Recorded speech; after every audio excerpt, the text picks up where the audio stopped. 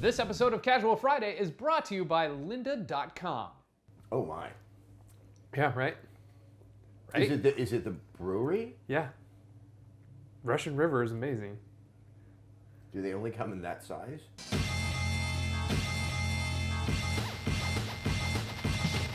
So you both sort of review and you play with prosthetics and you like to dabble in your own filmmaking. Yeah, I mean, the number one thing we do is filmmaking, just DIY filmmaking type stuff. We're starting to transition into much bigger things, so we're going to start balancing the whole do it, in your backyard, but then do it how the big boys do it. And then we do a little bit of review as well. More than not, it's a show called Film State where it's just an absolute love of movies. So we more talk about movies that are coming and how we're excited about it, and less about this movie's out, I saw it, and this is what I thought about it. Because I'm of the opinion that every movie has value. If you enjoyed it, look, value. Cheers to that. Yes, cheers. I still think even bad games, there's learning. So it's like, okay, why didn't that work? Let's all take a lesson from that. Yeah, but I mean, I could watch a movie and hate it more than anything ever. But the guy next to me just watched it, and for 2 hours he forgot about the suck of the world. That movie has value. So me taking a dump on it is, why?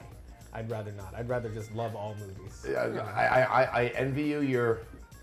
I just envy you. Well, yeah, I'm in the position where I don't have to review it, which is nice. Yeah. It's not a part of what I... Troll 2? That's the one. Troll, yeah. Okay, that I could. Troll 2 is awesome. But there is something magical. That in the room, it's like one of those so bad it's good things. Well, it's like, why have an opinion about something that clearly doesn't give a crap about your opinion? Right, yeah, exactly. All these so bad they're good sort of entries into cinema. Yeah. But I mean, I feel the same way also, and this is true for some games, but definitely for movies.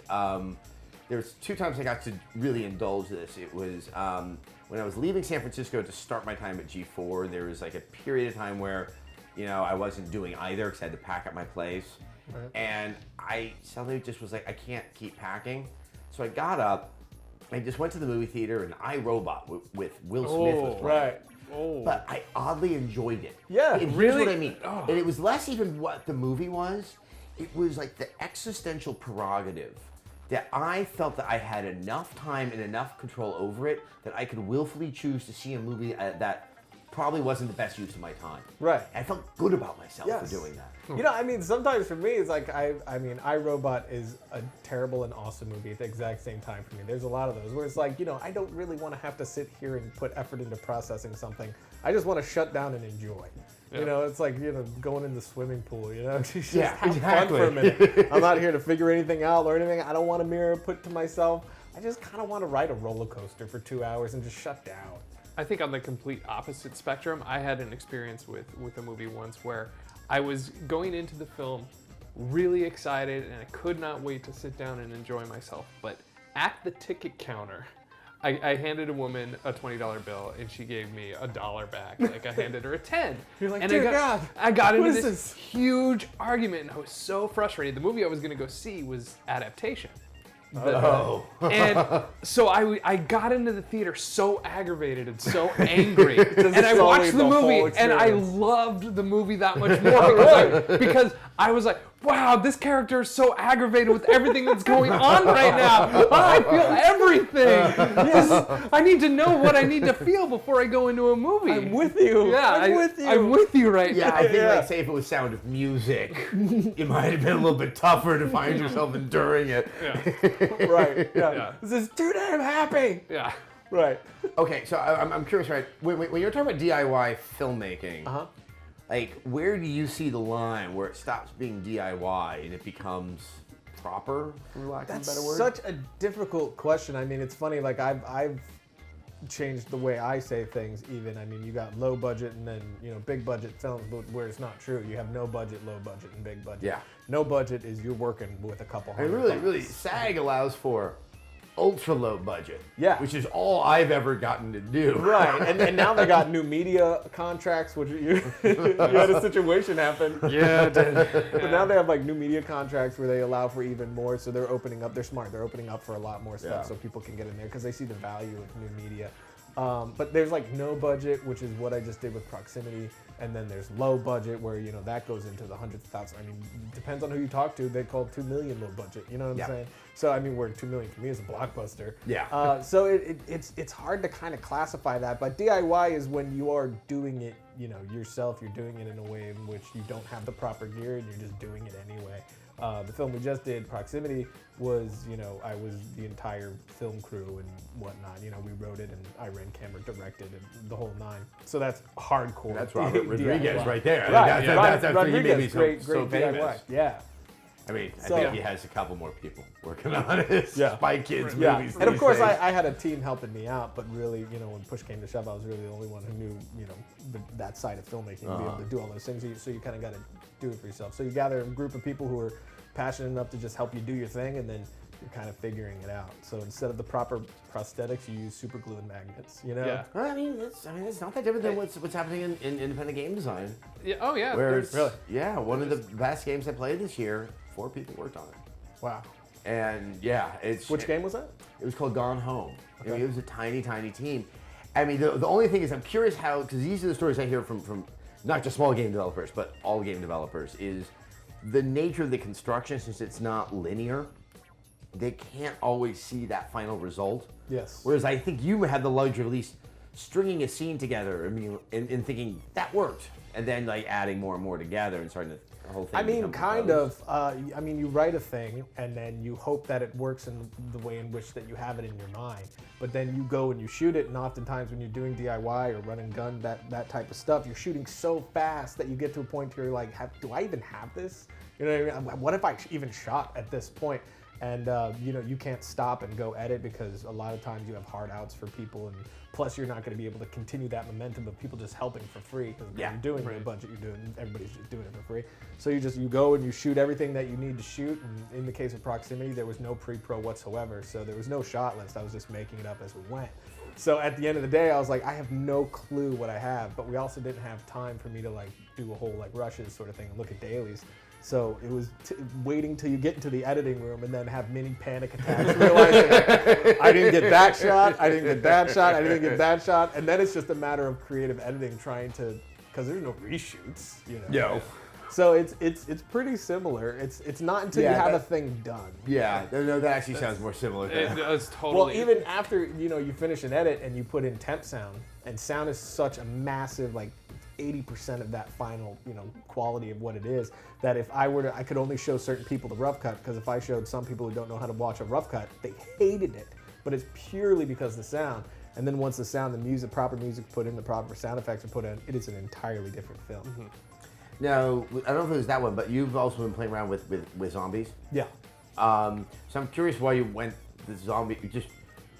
You can't swing a dead cat without hitting a zombie. Right. I mean, it's challenging between Walking Dead, World War Yeah, Z. I mean, I am guilty of jumping on that train. I was obsessed with the Walking Dead TV show, and I would give anything to direct an episode, and that's never going to happen. So we got the idea to, for our show Film Riot, since we do something and then we show how we did it, why don't we just do a Walking Dead sketch? I was thinking 3 minutes long.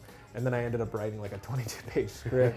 And then we just toyed around with the idea of doing that and getting some sponsors involved and stuff like that. But it was more along the lines of just loving the idea of doing something in that universe. Because it's not zombies for me so much, it's just the idea of what zombies could represent, but also the human conflict of it all. Like in the story that I would want to tell if I did a zombie universe, it would be the conflict between us, the monster. Right, it sort of distills things. Right, they're about purely human like this relations. MacGuffin that pulls out what's in you.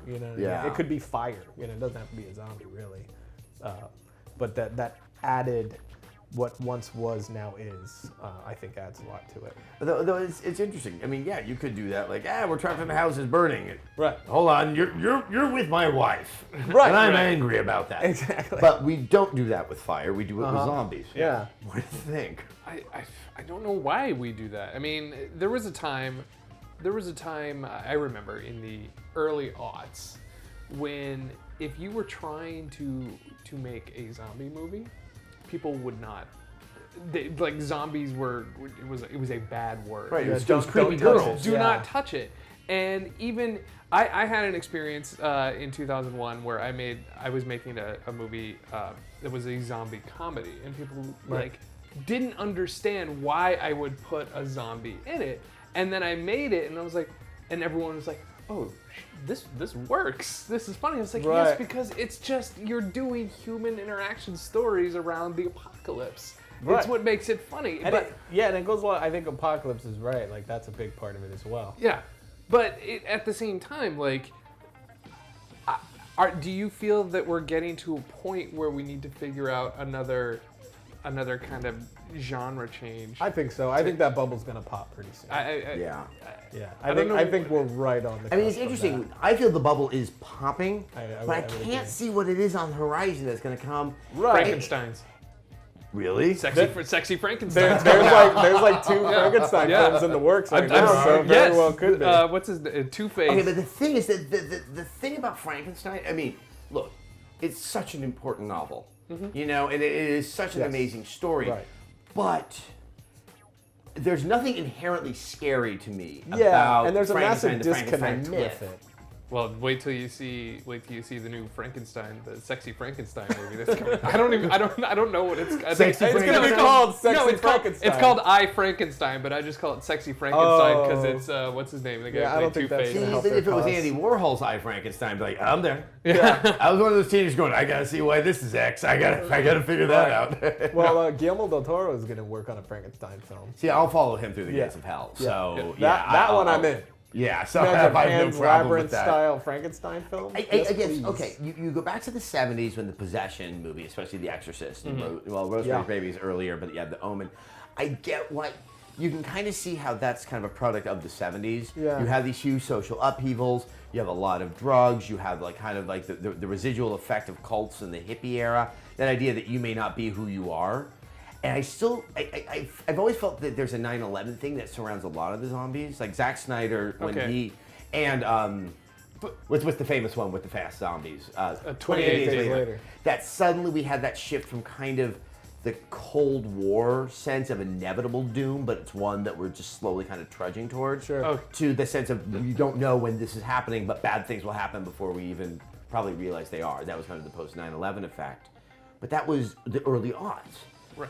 Where, I mean, this thing has endured well past I think any other horror trend has. Yeah, and I mean, even Possession is still a big thing. That just lingers. That's never going away. It's just, there's always like a handful per year that Paranormal Activity, for instance, or The Conjuring, which just did extremely Actually, well. Conjuring is really good. Yeah, Conjuring is great. James Wan's a really great director. Is there a reason why we've kind of lost the whole supernatural killer, like Freddy and Jason, who are just like these weird, bizarre creatures who, like Freddy living in a fantasy world, and then Jason is just this immortal. Jason and Michael Myers are immortal, basically. And those are the ones that made the role of teenagers seem relevant to the movie. Like it doesn't. It's very hard to actually pull those off with responsible adults. It's this idea that like I almost think that you're in this kind of post-religious world, but there still has to be some form of judgment that is passed on people who are transgressing, and so it comes in the form of these creatures. And I don't. That's the fun stuff, and no one seems to want to or effectively go back there and do it again. Yeah, I think Kevin Williamson attempted in the early aughts or late '90s to poke fun at it, but then also make it scary. Like what? But it was kind of more of a parody of itself. It was a parody of itself, but trying to be scary at the same time. And it had like a half-second reemergence there, but it was that just didn't last. But it was the whole late '90s postmodern thing that everyone was doing. Yeah, and I think because of that, we had to get our distance before we could even go back to it. But yet again, I think, can't someone just come at me with an axe? Now you guys are already watching Casual Friday, so that means you're really smart. But what would you do if I told you you could be even smarter? Well, you can by visiting lynda.com. Lynda.com is an online learning company with more than 77,000 video tutorials that teach software, creative, and business skills. You can learn anytime, anywhere, and at your own pace, with courses in web design, 3D and animation, design, programming, and many, many more. Memberships start at $25 per month, but you can try lynda.com free for 7 days and support Casual Friday by signing up at lynda.com/casual.